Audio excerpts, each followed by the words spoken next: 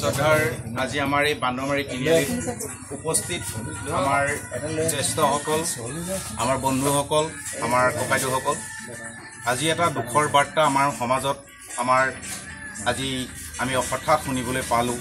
যিহেতু আমাৰ হাৰ্টথ্ৰব জুবিন গাৰ্গৰ আকস্মিক যি মৃত্যু, সেই মৃত্যুৱে আমাৰ প্ৰতিজন অসমীয়াৰ মনত এক ধুমুহাৰ সৃষ্টি কৰিছে।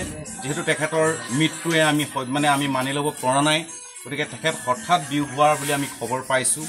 যিজন শিল্পীয়ে অসমৰ বিভিন্ন চুকে কোণে, তাৰ উপৰিও বিদেশত বিভিন্ন ধৰণৰ গীত পৰিৱেশন কৰি অসমীয়া সমাজ জীৱনৰ সংগীত জগতৰ এক ধ্ৰুৱতৰা হৈ চিনাকি দিবলৈ সক্ষম হোৱা আমাৰ শ্ৰদ্ধাৰ জুবিন দাক আমাৰ সকলোৰে মাজৰ পৰা আজি চিৰবিদায় লৈছে। গতিকে তেখেতৰ এই মৃত্যুত আমি ভগৱান শ্ৰীচৰণৰ ওচৰত আমি এটাই আশীৰ্বাদ জনাওঁ যে জুবিন দাক অমৰ হওক, তেখেতৰ আত্মাই শান্তি পাওক। তাৰ কাৰণে আজি আমি সমবেত হৈ তেখেতৰ আত্মাৰ সদ্গতিৰ অৰ্থে আমি শ্ৰদ্ধাঞ্জলি এক অনুষ্ঠান আয়োজন কৰিছোঁ।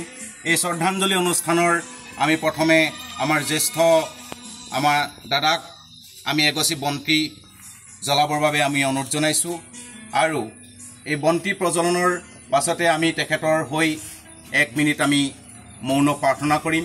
গতিকে সকলোটিৰে আমি সহায় সহযোগিতা কামনা কৰিছোঁ।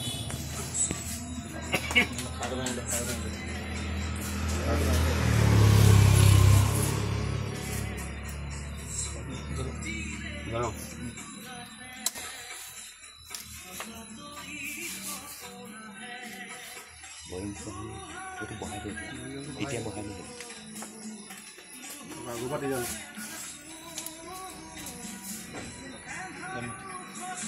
মমবোৰ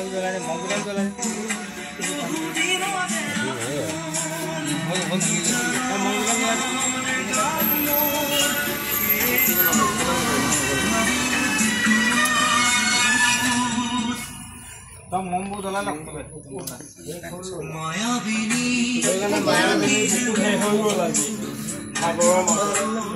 এইটোৱে বুজালে প্ৰথম তেওঁ যে গীতটো ৰখিছিলে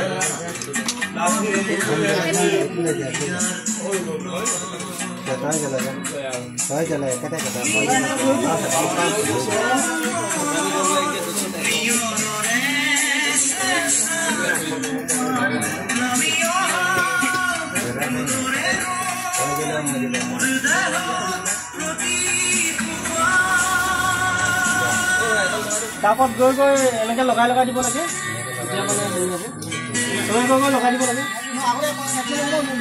তাত লগাই আমি সকলোকে এতিয়া আমাৰ ইতিমধ্যে বন্তি আৰু ধূপে নৈবেদ্যৰে আমি তেখেতৰ শ্ৰদ্ধাঞ্জলি অনুষ্ঠানটো আমি আৰম্ভ কৰিছোঁ। আমি এই মুহূৰ্তত আমি সকলোকে 1 মিনিট সময় মৌন প্ৰাৰ্থনা কৰিবৰ বাবে আমি অনুৰোধ জনাইছোঁ। আৰু জয়